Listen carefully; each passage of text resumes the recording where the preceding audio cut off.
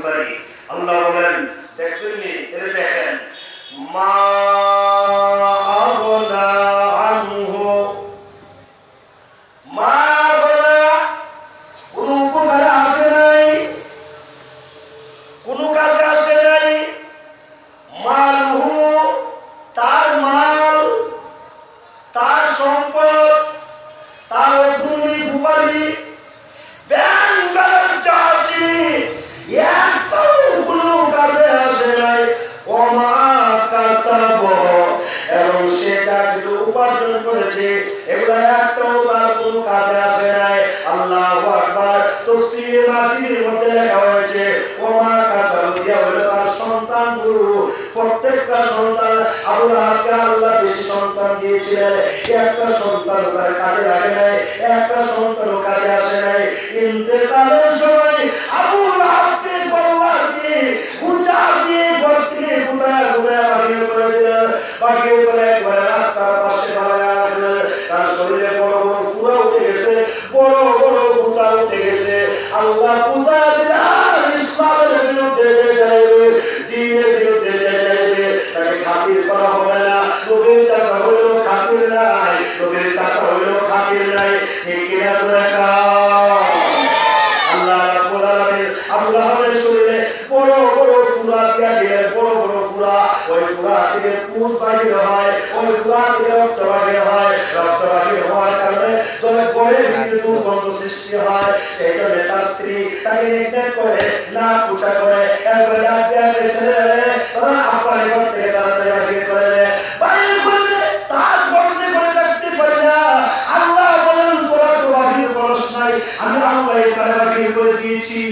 এমন ভাবে আমি আল্লাহ রাব্বুল আলামিন তাকে ধ্বংস করে দিয়েছি, দুনিয়াও ধ্বংস করছি, আখিরাতও ধ্বংস করেছি। ভাই আমার আল্লাহ রাব্বুল আলামিন আরো সুন্দর করে পরিষ্কার ঘোষণা দিয়ে দিলেন, নবী গো শুনেন, সায়াসলা ইয়াসলা শব্দের আগে দিয়া সিন একটা হরফ আসার কারণে তার তর্জমা হয়ে গেল অতি সত্তর জ্বলিবে, অতি সত্তর জ্বলিবে। না আগুনের ভিতরে অতি সত্তর জ্বলিবে। এমন আগুন যে আগুন নির্ঘাত শিখাযুক্ত, যে আগুন শুধু উপরের দিকে লাফায় লাফায় ওঠে, যে আগুনের অবস্থা বড় করুন। আল্লাহ এইভাবে যখন দাঁড়ায় দাঁড়ায় কাঁদে, আমরা যারা আয়েশা থেকে বর্ণিত তাফসীরে রুহুল বায়ানের মধ্যে উল্লেখ করা হয়েছে, আমরা যারা আয়েশা সিদ্দিকা রাদিয়াল্লাহু আনহা বলেন, আমি দেখি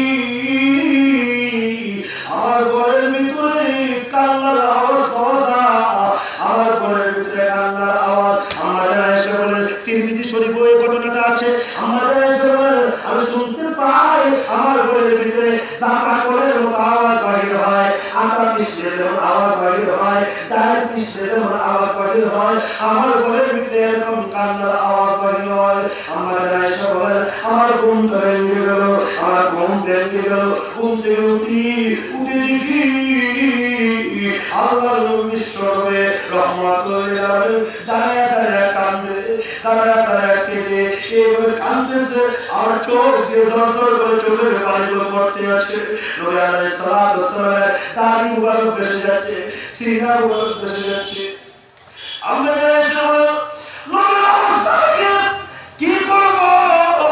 একবার নবীর ডান দিকে যায়, আমার নবীর বাম দিকে যায়। আল্লাহ নবী গো কাঁদেন না গো, এমন করে কেন কাঁদেন গো নবী? অগনবী এমন করে কেন কাঁদেন? একবার কাঁদে আবার বলে, কিন্তু নবীর কান্নাটা বন্ধ হয় না। আমরা যারা আয়েশা সিদ্দিকা রাদিয়াল্লাহু আনহা বলে, নবীর কান্না বন্ধ করার জন্য আমার কাছে একটা মেডিসিন আছে। ওই মেডিসিনটা হলো কুরআন শরীফের একটা আয়াত আছে। ওই আয়াতটা আমি অনেকবার পড়েছি, নবীর কান্না বন্ধ করছে। ওই আয়াতটা হলো, আমরা যারা আয়েশা বলেন, নবীর কানের কাছে গিয়ে আমি আয়াতটা তেলাওয়াত করলাম, মা তাকাদ্দামা মিন যামবিকা ওয়া মা তাআখার। ও নবী, আপনার আপনার সামনেও কোনো গুনাহ নাই, পিছনেও কোনো গুনাহ নাই, আপনার সামনেও মাপ, পিছনেও মাপ, কেন গো কাঁদবেন না, কাঁদবেন না?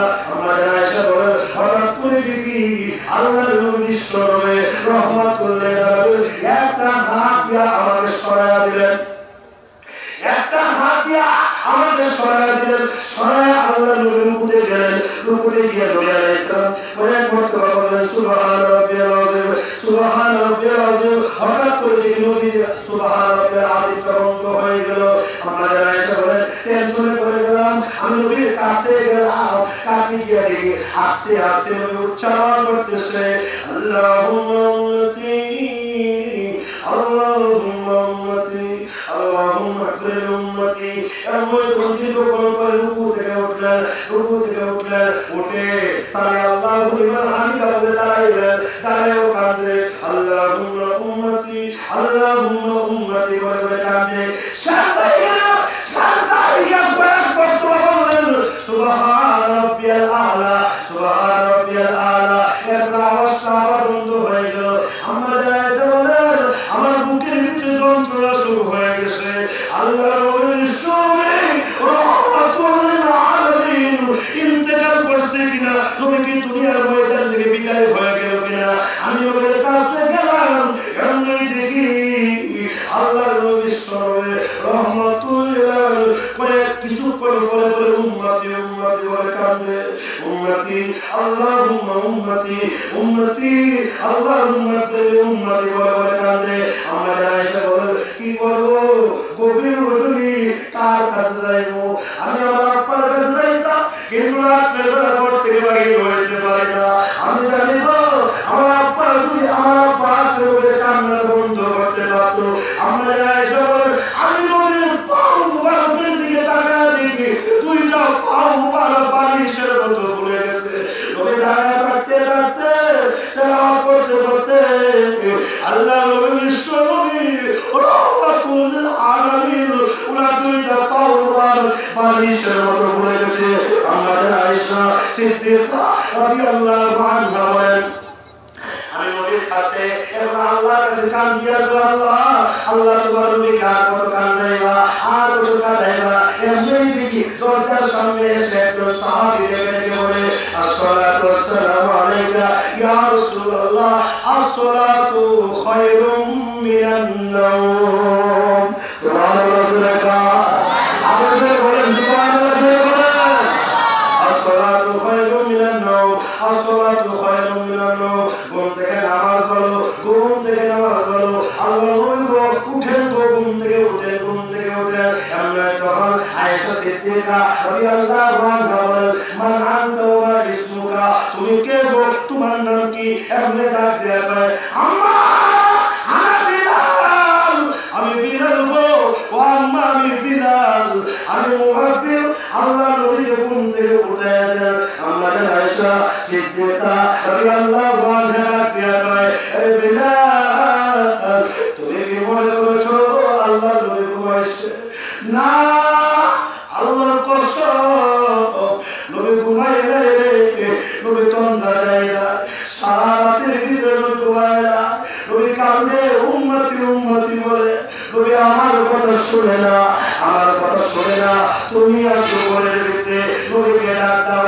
এই ঘটনা লিখেছে ইন্না ফি খালকিস সামাওয়াতি ওয়াল আরদ ওয়া ইখতিলাফিল লাইল ওয়ান নাহার লাআয়াতিন লিউলিল আলবাব। এই কিতাবে এই আয়াতের একটি ঘটনা তুলে ধরেছেন ভাইরা আমার। আমাদের আয়েশা সিদ্দিকা রাদিয়াল্লাহু আনহা বলেন হে বিলাল, আয় তুমি ডাক দাও, তুমি ডাক দাও, তোমার ডাকের জবাব দিবে তুমি মুয়াজ্জিন। হযরত বিলাল রাদিয়াল্লাহু আনহু উনি ঘরের ভিতরে ঢুকলেন, ঘরের ভিতরে ঢুকে দেখি আল্লাহর নবী সাথে করে করে কাঁদে। হযরত বিলাল ডাক দিলেন ইয়া রাসূলুল্লাহ, ইয়া হাবিবাল্লাহ, ফিদাকা বিউম্মি, আমার মা বাবা সব আপনার জন্য কুরবান হয়ে যাবে। নবী গো, সাহাবায়ে কেরাম নামাজের জন্য অপেক্ষা করতেছে, সাজদা থেকে মাথাটা তুলেন গো। ও নবীজি, সাহাবায়ে কেরাম নামাজের জন্য অপেক্ষা করে আল্লাহর নবী বিশ্ব নবী রাহমাতুল্লাহ সাজদা থেকে মাথা উঠাইলেন, আত্তাহিয়াতু বললেন, দুরূদ শরীফ পড়লেন, সালাম ফিরাইলেন, আসসালামু আলাইকুম ওয়া রাহমাতুল্লাহ। আসসালামু আলাইকুম ওয়া রাহমাতুল্লাহ। হযরত বেলাল রাদিয়াল্লাহু আনহু চোখের পানি ছেড়ে ছেড়ে কাঁদতে কয়, ও নবীজি আপনি গোসল করছেন নাকি? আস্তে আওয়াজ করে গোসল করেছেন। আল্লাহ রাসূল বলেন, আমি গোসল করি নাই, আমি গোসল করি নাই। আপনি গোসল যদি না করেন আপনার অবস্থা কি হবে? আল্লাহ রাসূল বলেন, কি হয়েছে? এমনি বেলাল ডাক দিয়া কয়, ও নবী আপনার মাথার চুল মোবারক ভিজা, আপনার দাড়ি মোবারক ভিজা, আপনার সিনা মোবারক ভিজা। ও নবীজি আপনার শরীর থেকে পানি বাইর হচ্ছে, একটা মানুষ গোসল করলে এমন দেখা যায়। আপনি কি গোসল করেন না? না রে বলেন আমি গোসল করে যাই। তাইলে এমন কেন? রাসূল তখন চোখের পানি ছেড়ে ছেড়ে ডাক দিয়া কয়, আরে বিলাল, ও বিলাল, এগুলো আমার গোসলের পানি নয়, এগুলো আমার চোখের পানি আর গামের পানি, এগুলো আমার গামের পানি আর এগুলো আমার চোখের পানি। আপনার ব্যাপারে অনেক বাসারত আছে, অনেক সুখবর আছে, এমন করে কাঁদতেন কেন? অনেক খুশ খবর আছে। আল্লাহ রাসূল বলেন, তুমি কি জানো বলো? এমনি বেলাল তেলাওয়াত করে নবীকে সান্ত্বনা দেয়, ওমা আরসালনাকা ইল্লা রাহমাতাল লিল আলামিন।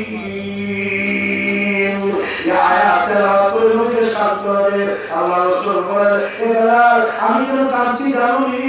ও আয়েশা আমি এখানে কেঁদেছি জানোনি? আয়েশা বলেন, নবী কেন কাঁদলেন বলেন? আল্লাহ রাসূল বলেন, আয়েশা আমি নবী হওয়ার কারণে, আমি রাসূল হওয়ার কারণে আমার চোখের সামনে জান্নাত তুলে ধরা হয়। আমি জান্নাত দেখে জান্নাতের নাজুল আরব দেখি, জান্নাতের হুর ও গিলবান দেখি, জান্নাতের আঙ্গুর, জান্নাতের বেদানা, জান্নাতের ডালিম দেখি। ওয়াইশা ও বেলাল আমি নবী হওয়ার কারণে আমার চোখের সামনে জাহান্নামের আগুন তুলে দেওয়া হয়, আমার চোখের সামনে জাহান্নামের আগুন তুলে দেওয়া হয়। আমি জাহান্নাম দেখে আয়েশা গো ও বেলাল এগুলো এমন আগুন রে, কালো আগুন, লেখান শিখাযুক্ত আগুন, এমন আগুন তোমরা জীবনে কোনোদিন দেখো না। দুনিয়ার আগুন দেখে জাহান্নামের আগুনের ফল 70 গুণ মতান্তরে 70,000 গুণ বেশি।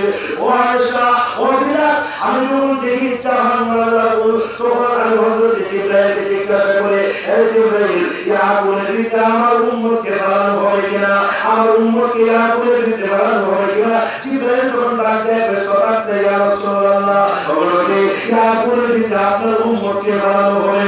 আল্লাহ রাসূল বলেন, আয়েশা ও বিলাল আমি যখন শুনি এই আগুনের ভিতরে আমার উম্মতকে ফেলানো হবে তখন আমি কাঁদি, রুকুতে গিয়ে কাঁদি, সাজদায় গিয়ে কাঁদি। মহান আল্লাহ যেন আমার গুনাহগার উম্মতগুলোকে মাফ করে দেয়।